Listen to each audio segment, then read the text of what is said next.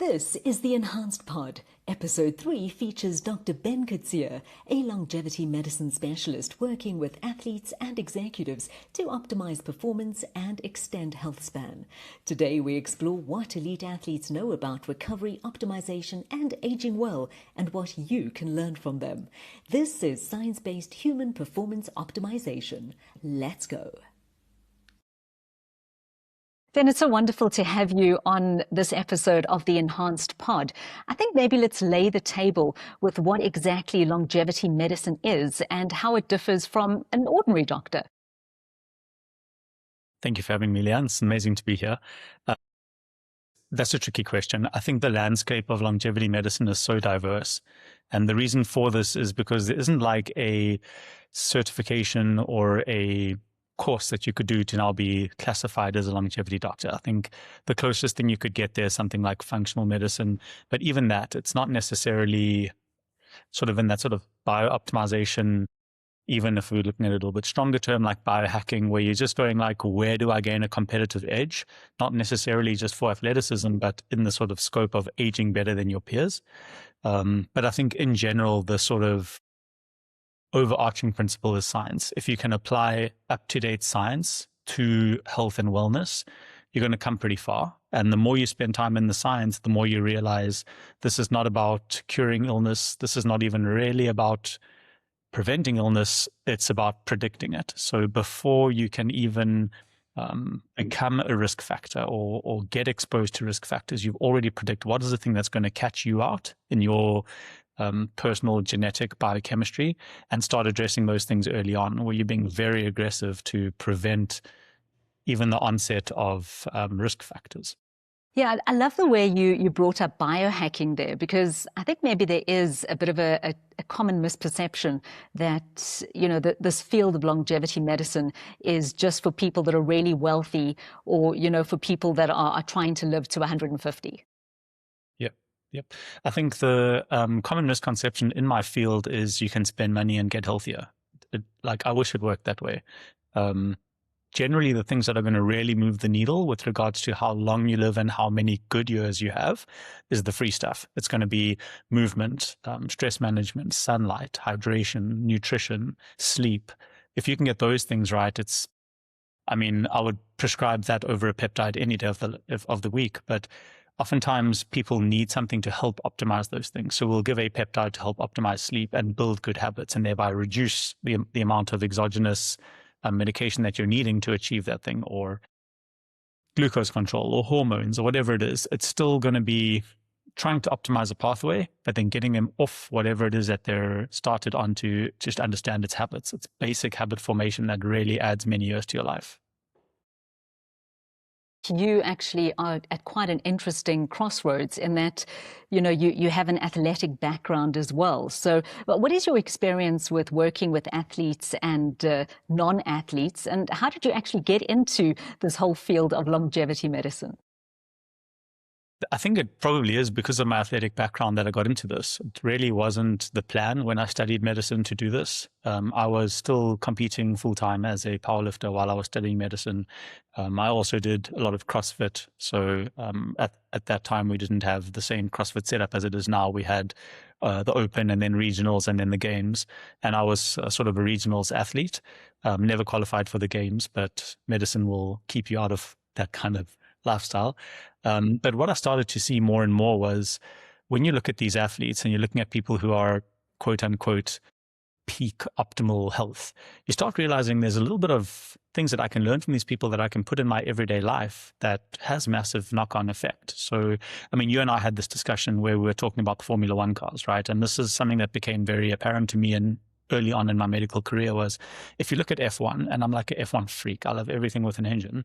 It's like you see amazing things with regards to downforce and airflow and fuel optimization and weight balance and all these crazy little nuances that they're trying to gain these competitive edges. And then we look down to something like a Mercedes, BMW, Volkswagen, Toyota, and we're looking at like, what are they nuancing from F1 into these cars to get a little bit of a better performance. And that's how I look at athletes. I go, okay, these athletes are doing X, Y, and Z.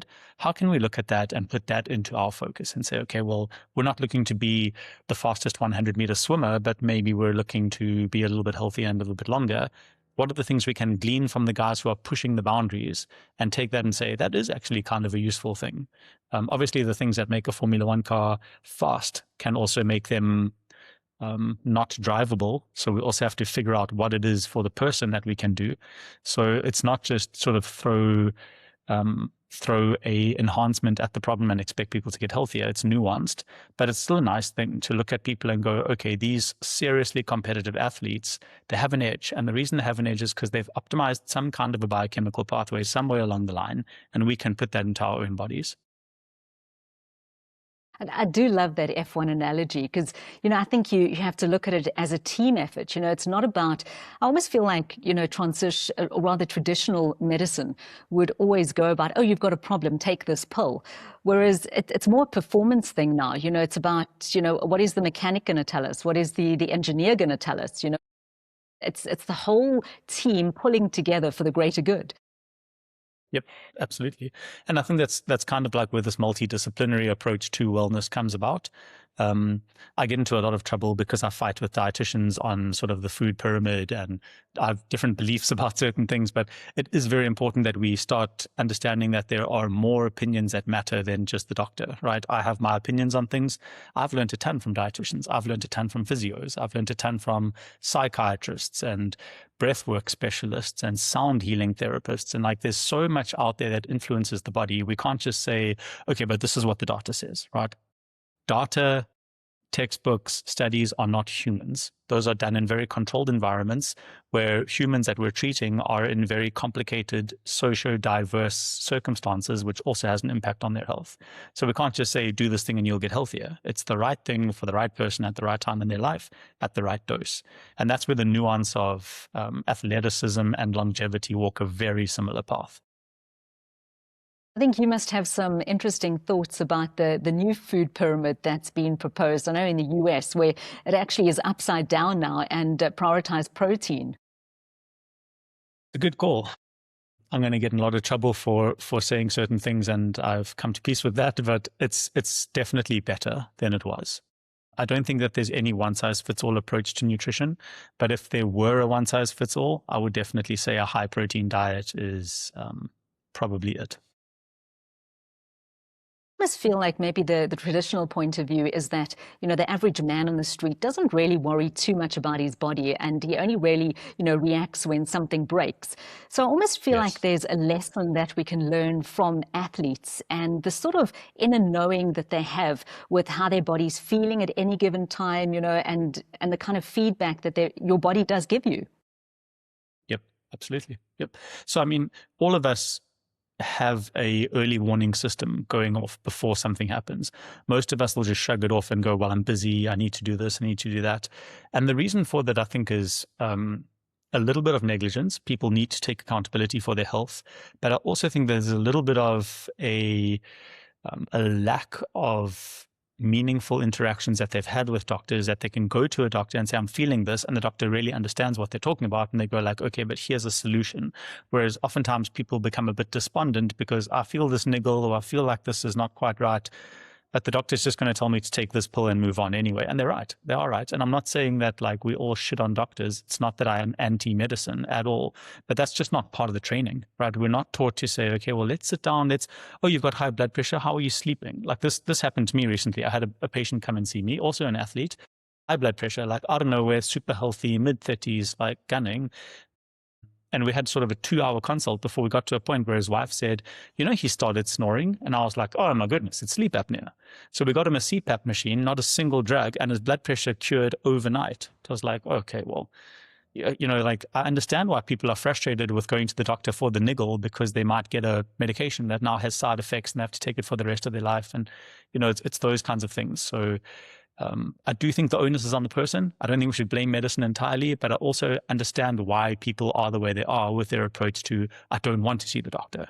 I totally get it. Yeah, that's so interesting, the way you kind of worked your way to that, because you would think high blood pressure. I mean, why would that even be, in the same conversation as sleep apnea? I mean, how does that work? I think, to be honest, I think it's just seeing thousands and thousands of patients. Like you begin to pick up trends and patterns. Yeah, it's not something that that we get taught overtly, but yeah, there's definitely patterns in physiology that you start picking up. I do think having so I obviously have my medical career. I also did a Bachelor of Science. I do think that also helped me out a little bit. So I have a little bit of a step up where I can say, okay, well, understanding what normal biochemistry and physiology is a bit helpful, because the obvious becomes obvious real quick. Well, let's look into some nitty-gritty. If somebody had to come to your clinic, what specifically are you looking to optimize in terms of markers and certain levels of blood tests and that sort of thing? That's such a good question. If I knew that, I'd be a very rich man. It's like, we have to figure out, like, what is it for this person? So basically, when we do all of our panels, we do blood panels and in-body scans and stool samples, genetics, depending on how much this person wants to spend on testing, right? These all cost money. But what we're trying to figure out is, what is the one thing that if we address this is going to have the biggest knock-on effect for your health? And that one thing invariably is going to be the thing that kills you. So like for a 50-year-old man who's a high-stress CEO, it's often going to be heart. Like, we're going to find something along the way with his lipid profiles that he's going to have a heart attack in the next 10 years or whatever it is. So we do a risk prediction.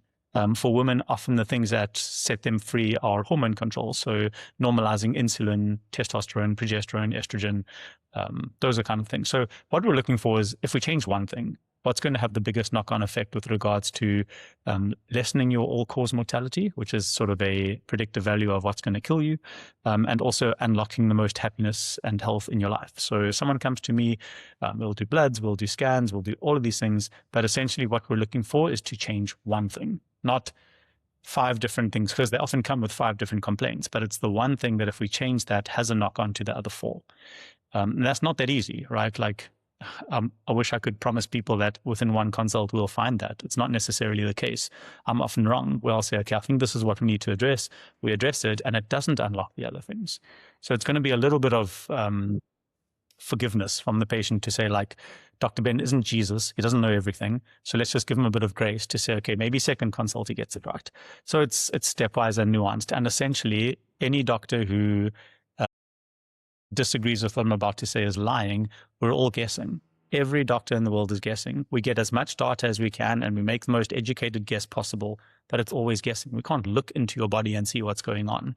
So sometimes we guess wrong, and hopefully we don't do any damage, because the goal is always to never do harm. But we have to understand that we're not perfect, and we're working together on a journey together to figure out how do we unlock health for you. But the patient is always the focus. Now, people can actually be stubborn as well. And I'm sure there are times when you prescribe something or say, why don't you try this, that you don't get that buy-in. What are some of the things that people are the most precious about, that they're not prepared to let go of? The most precious thing in all of medicine is ChatGPT. People have already got their diagnosis. They know what it is.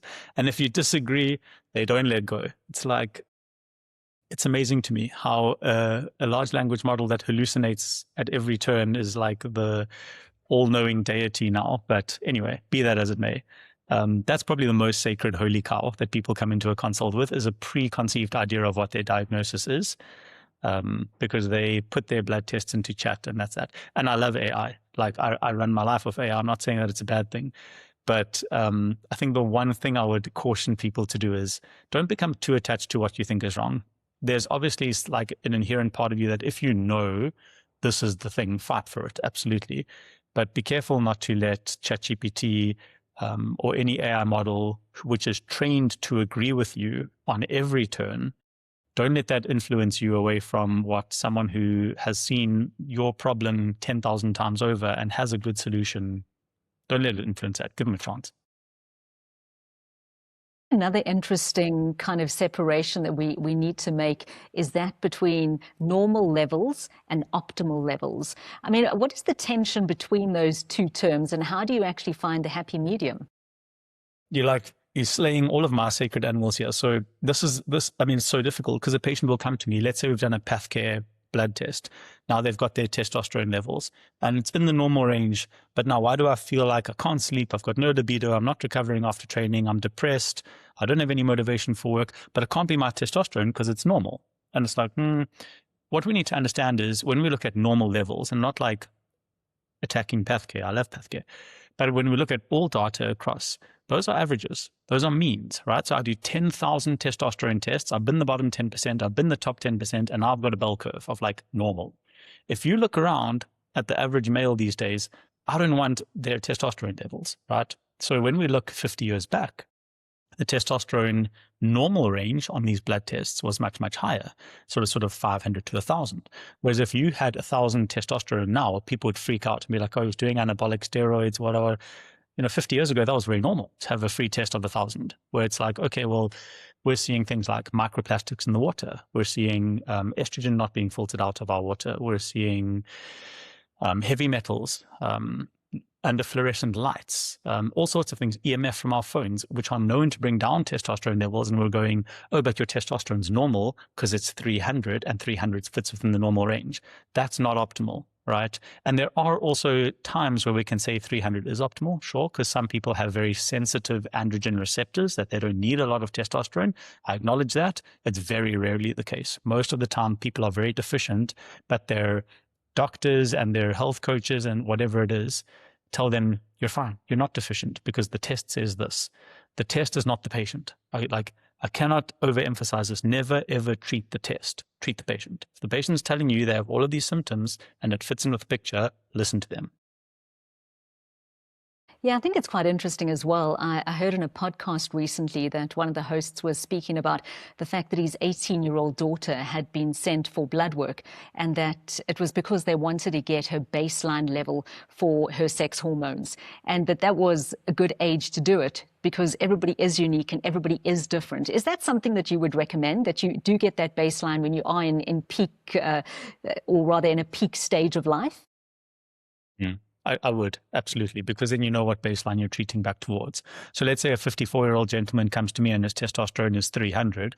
That's kind of in the normal range. When he was 19, maybe it was 1,500, right? So this is definitely not normal for him, and it's a massive drop-off from where he was. Or maybe when he was 19 years old, his testosterone was 450, and this is a very natural decline. When someone comes to me for the first time at 54 and we do bloods and I get this value, it's very difficult to know because I don't know what the trend is over time.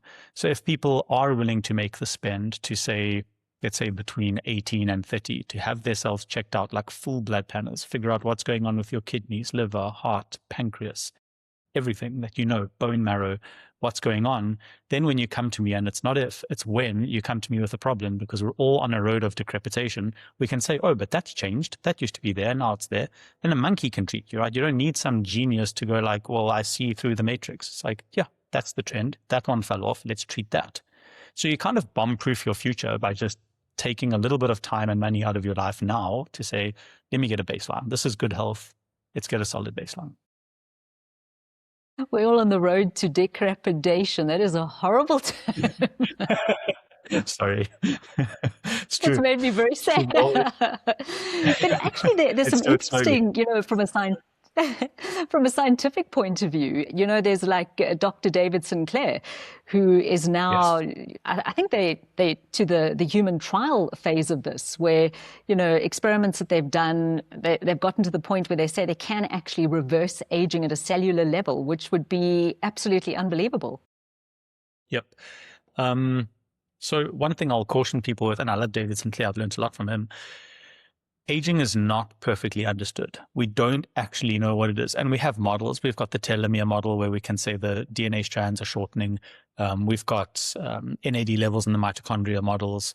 We've got ribosome function models. There's so many different stem cell models. Like, what is aging? And we don't know. But we know that the body gets worse and worse and worse at certain jobs.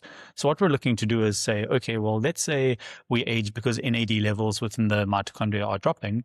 What happens if I take a little subcutaneous needle and pop some NAD in and see what happens? And we do see that those pathways start improving. And this would be quote unquote anti-aging or aging in reverse, where we start to see things that were functioning at 50% are now functioning back at 90%. So now we were dropping. The truth is it'll never be 100%. We are all going to age. We are all going to die. The people who say, there's an opportunity now for humans to live forever are sadly mistaken. And I wish it was the case, because it would be quite a lot of fun and I could sell a lot of stuff because people would buy into that. Maybe it's not never going to happen, but I'd be very surprised if it did. And it's definitely not going to be in our lifetime. Yeah, it's certainly interesting. There's a lot of talk about, some people saying that they're going to live to 180 with, some of the protocols that they have in place. What do you think is the lifespan that we could hope to get to? Because there's no doubt that average lifespan, that, the line is going up. We are living to an older age. Sure, absolutely. Not only are we living to an older age, we're living better, right? So we're having more good years, which is really the sort of goal here. But when we look at, again, the Formula One analogy of this, we've got Brian Johnson. He's kind of spending a ton of money on his health and doing all the testing and blah, blah, blah. The problem is, when we look at humans, we're looking at them like lab rats, right? In a controlled environment with no emotional traumas, no expectation, loss of a parent, all these things. And when we start looking at the people globally who for a long period of time have outlived their peers and have had really good lives, these so-called blue zones all around the world, we see people who live into supercentenary status, right? So 120 plus, driving their car, gardening, high-fiving the neighbor, like living meaningful lives way into their hundreds. The only thing they have in common is deep, meaningful connections with other people, right? So what starts to happen in the biohacking world is you become Mr. Tupperware with your chicken breast and NAD pen and this and that. You actually become quite secluded from society because you stop participating in things like burgers and beers with the boys, right? What's happening now? Well, sorry, I don't do beers, so no thanks. And then your mates stop inviting you out and you become a bit ostracized from community.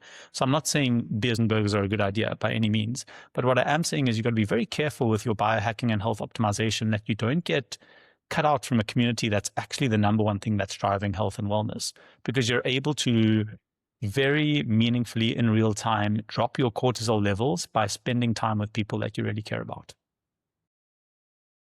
If we can kind of change track a little bit now as well, we are building on the premise of the enhanced games, and you've already mentioned a couple of the things, the peptides, the hormones. Yes. Well, what sort of role do those play in longevity medicine? It is important. It is most certainly important. And if you were to say to me, are you going to age as well with or without the peptides? Obviously, the peptides and the hormones matter. Like, there's absolutely no doubt. When we do things like photobiomodulation, where we put people under certain wavelengths of light. We put IV drips in and we put like fiber optic cables and shine light on the inside of the body. We see tremendous benefit for aging, right? Like you say, essentially, stop it in its tracks. No more aging, which is amazing and it's great and it costs a lot of money. But when we have these sort of like enhanced games and are these guys who are taking everything, now you just go for it and have some fun, are they going to live a long time? The truth is no. So we've got studies from Stanford University where they look at collegiate football players. Now, I'm not accusing these guys of doping, but they most certainly do. But they live about 14 years less than the average person. So that's a massive drop-off. So super athletes don't necessarily live a very long time. Then we get sort of like the Tom Brady's and the Cristiano Ronaldo's, like super athletes with a ton of money who can buy back their health. Absolutely, they're going to live a long time because they come to guys like me and get all of their shit sorted. It's not necessarily the case for the average collegiate football player, right? They damage their body by putting a lot of androgens into their body, not sleeping enough, too much whey proteins and non-regulated creatines and amino acids and all these things. There is a net negative to be said that if we put high octane fuel into an engine, it doesn't last quite as long as if we're doing like a very sparing type of fuel. So we can't just draw a straight line to say all of these performance enhancing things are also health enhancing. There's definitely a point of diminishing returns where more will start to give us less health, kind of an inverted U when we look at how these athletes age. But that being said, if we're looking at why they're getting performance benefit, if we can understand how do androgens and growth hormone and peptides act on a cellular level, we can take that way back and just say, okay, we're not looking to bench 300 kilograms. All we want to do is have a strong enough body that if we fall on the ground when we're 80, we can do a push-up and get back up and move, right? Don't lie on the ground for 3 days. That we can do. And so optimizing those kinds of things is immense. I mean, like if you look at thigh muscle, right? So we've got these studies on what is the most important organ. So we've got the brain. Obviously, the brain's the most important. After the brain, the heart. After the heart, it's the thigh muscle. The number one thing that's going to make you age well is having good thigh muscles. Not liver, not kidney, not spleen, not hormones, thigh muscles. So people who have a healthy brain, a healthy heart, and healthy thigh muscles do very, very well. So now we're looking at athletes and we're going like, okay, well, powerlifters squat and sprinters sprint and all box jumps and whatever. Like, how do we taper that to your life and say, okay, we know having strong thigh muscles is going to help you age well. Let's just make sure we're ticking that box. Doesn't have to be a plyometrics plan, right? Can just be some bodyweight squats, but let's strengthen your thigh muscles.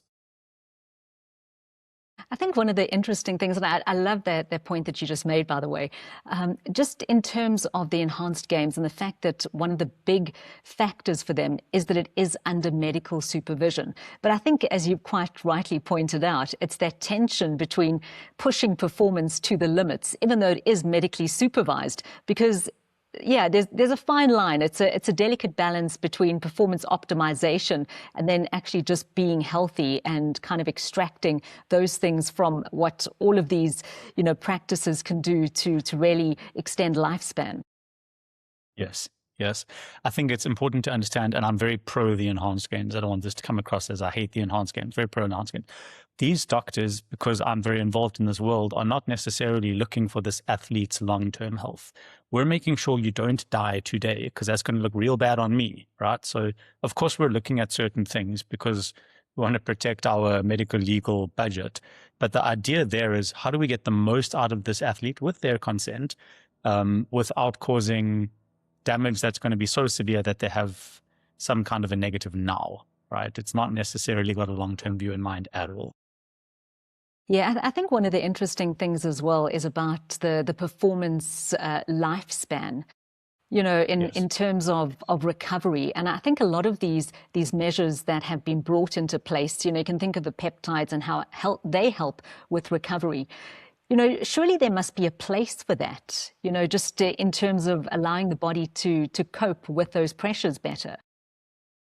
Without a doubt, yes. I mean, so I've got this 84-year-old woman who came to see me today, and she's just feeling fatigued. Her muscles are sore, all these things. I mean, she's never going to be an athlete. We started her on testosterone, and she's had a massive benefit. So we had her follow up today, and she was like, "Doc, I'm a new person," right? I mean, I'm a little bit envious that this 84-year-old hopped on testosterone before me, but it is what it is.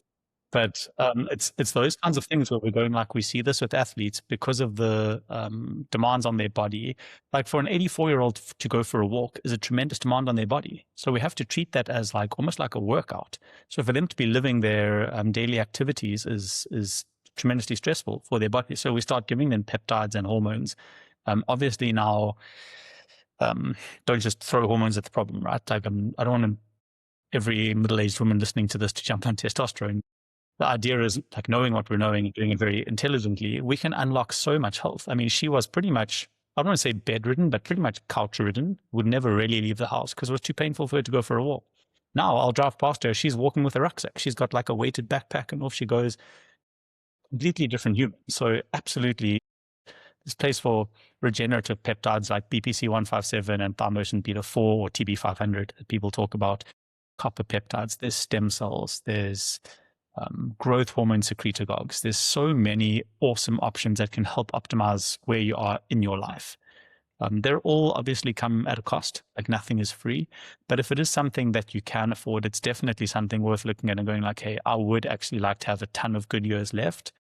How can I start investing in a meaningful way in that? And like I said initially, don't just spend money on peptides. Choose one peptide, choose one hormone, do one thing for your health that has the biggest knock-on effect.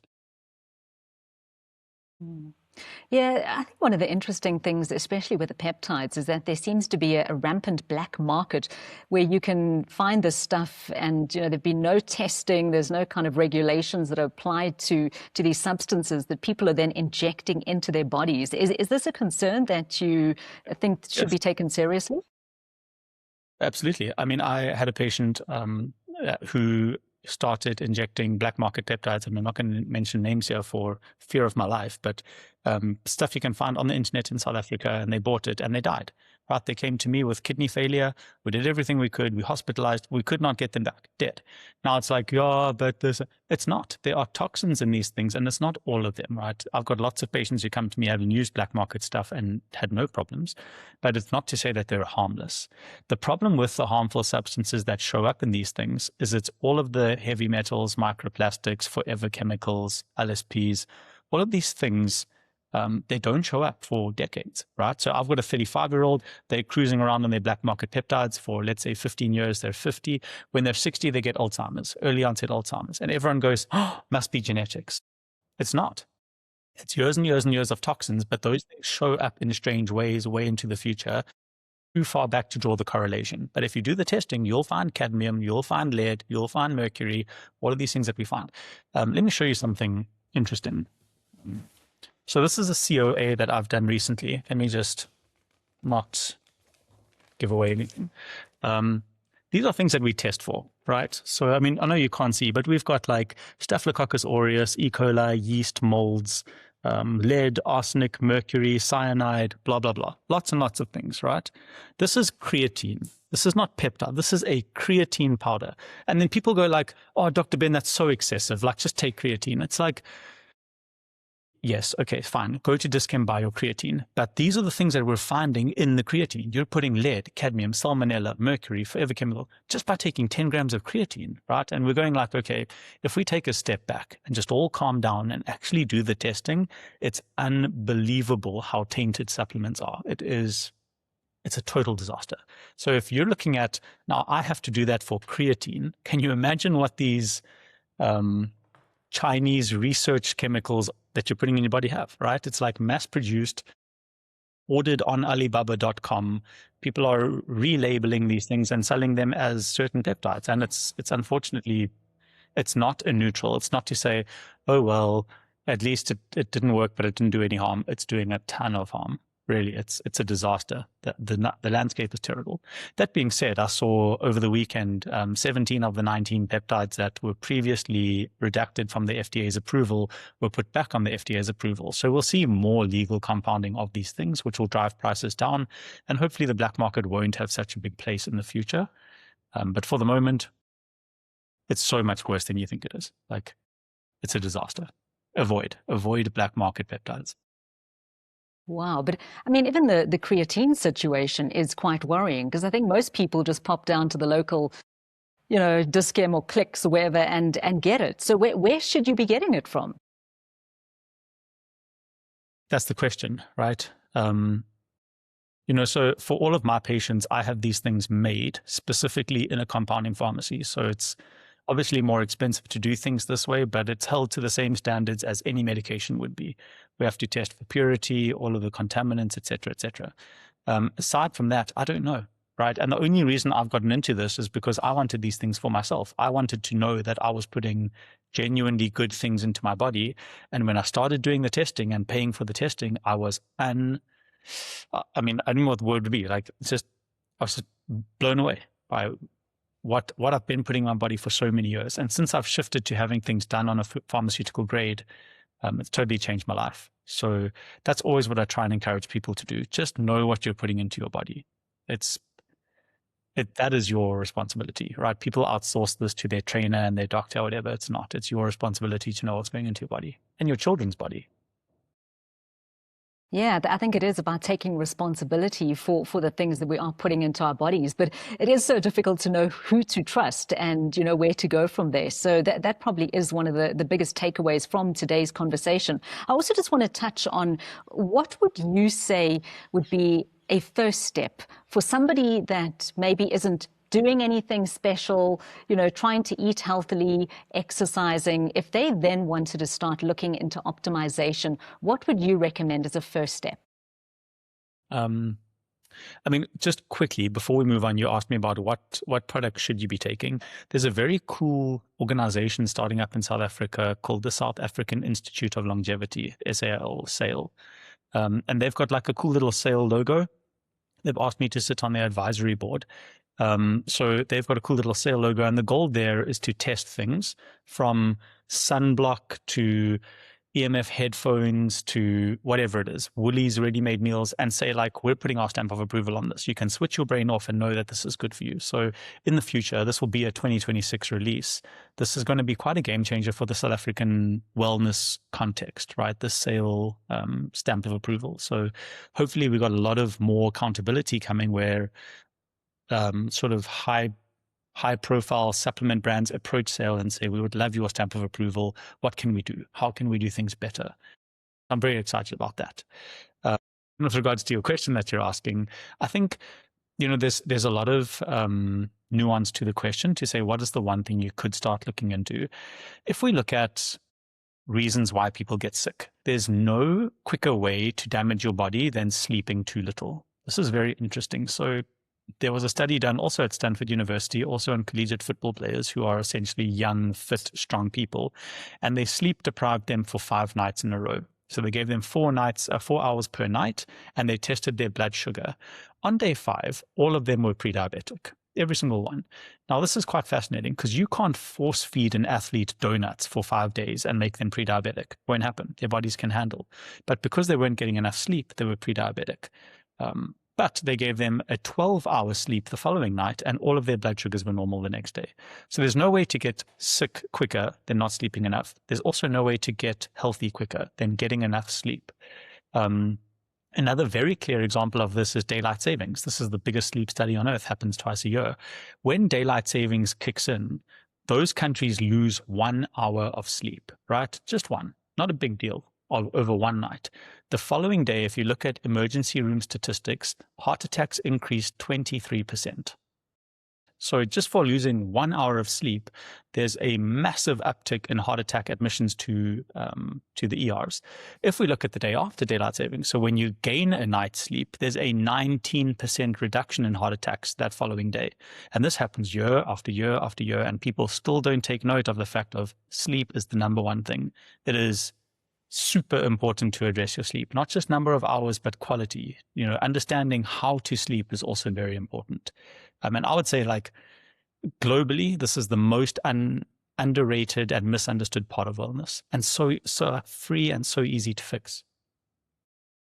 And it's interesting the tie-in with creatine as well in terms of your sleeping, that if you are underslept, apparently it's a mega dose that you need to take, but that can have a marked impression on performance, even though you haven't slept enough. Yep. So, this is why I've worked so hard to get such quality creatine, is because I want to megadose, and I want to megadose my patients and not know that we're poisoning them. So absolutely. So if you look at blood sugar levels, if you don't sleep enough, it obviously goes up, like we said with the collegiate football players.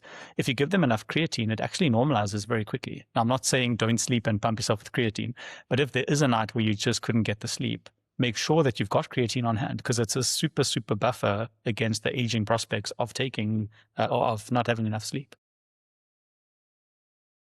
That's amazing. Ben, if you could give us 3 biomarkers, if you could choose just 3 that you think are the most important and that can be the most telling. And I know I'm putting you under pressure here, but can you give us your top 3? Yes, and I'll maybe just qualify them a little bit. So the first one would be an HbA1c, which is a marker of long-term blood sugar. What we're actually looking at is insulin. So I'd like to know if you're insulin sensitive or insulin resistant. That would be the first one. And HbA1c is not a perfect marker of this, but it's not bad. Then the second one would be apolipoprotein B. This is a cardiac marker of inflammation and sort of a negative environment surrounding cholesterol and heart health. If your ApoBs are quite high, that's quite telling of where your heart health is currently. And then the third would be, I would say, if I can rather say, like hormones. So like testosterone for men, estrogen and progesterone for women. Those are the biomarkers that I like to pay a lot of attention to. I'm going to get lots of comments saying, yeah, but what about this one? Or I understand there's thousands. And we do that. But if I had to pick three, without a doubt, those three every time. From a pure physiology point of view, if you look at what happens in the body during a high-pressure situation, maybe you can just chat us through that a little bit and then speak about some short-term, I don't know if you can call it hacks, that you can maybe use to kind of get yourself back down to baseline. Because stress is such Absolutely. a massive part of our lives. Absolutely. I mean, we live in a world of AI and social media and traffic with a brain that was designed to eat berries in a cave, right? There's always going to be a mismatch of like how stressed we are about stuff. It's difficult to regulate cortisol in the global situation.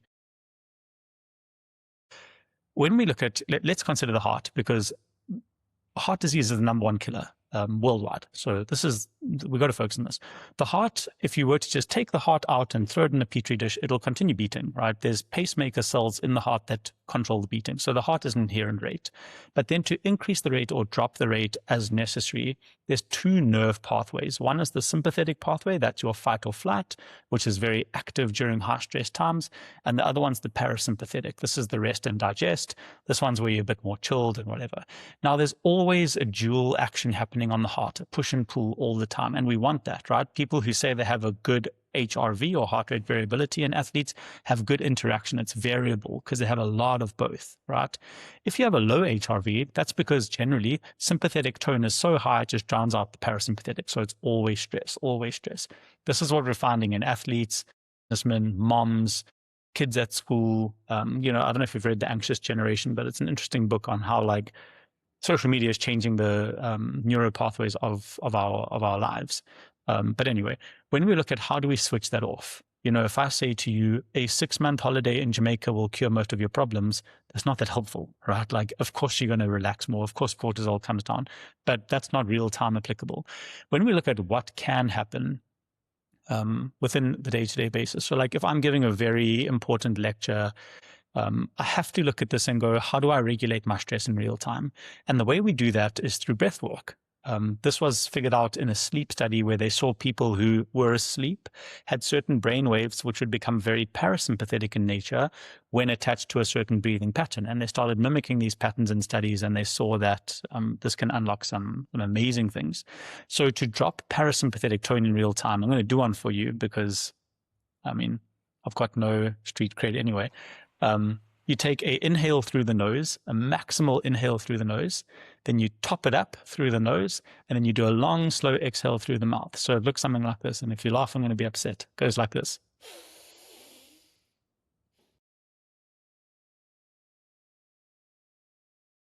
And you try and exhale your soul, push all the air out. Then you do it again. So maximum inhale through the nose, top it up through the nose, a huge long exhale. I promise you, if anyone watching this or listening to this presses pause, closes their eyes, and does 3 in a row of these, you will start to feel like you're drifting into a new dimension. It becomes like a religious experience. You're like, yo, but you feel very quickly that you're sinking back into your body, and you're like, oh, I'm so much more present. I'm so much more in control. And we do this a lot with archers because archers have very sort of fine movement. Even their heartbeat and their fingers matter. So we start dropping them into oh, wow, I'm more present in who I am. If you wanted to sort of Google this pattern of what's been described in the science, the physiological size is what we're talking about. Dr. Andrew Huberman is very big on this. He speaks a lot about this. It's phenomenal. Breath work, it can literally be, and it often is for me, I don't have time to do 10 minutes of breath work. It'll be those 3 breaths. So that breathing pattern repeated 3 times, and it's like, okay, Ben, it's go time, let's go. And I'm just so much more centered in who I am, and my performances are so much better. We're speaking about powerlifting earlier. You train for 4 years, and then you get this 1 minute on the platform where it's like, do not screw up the squat.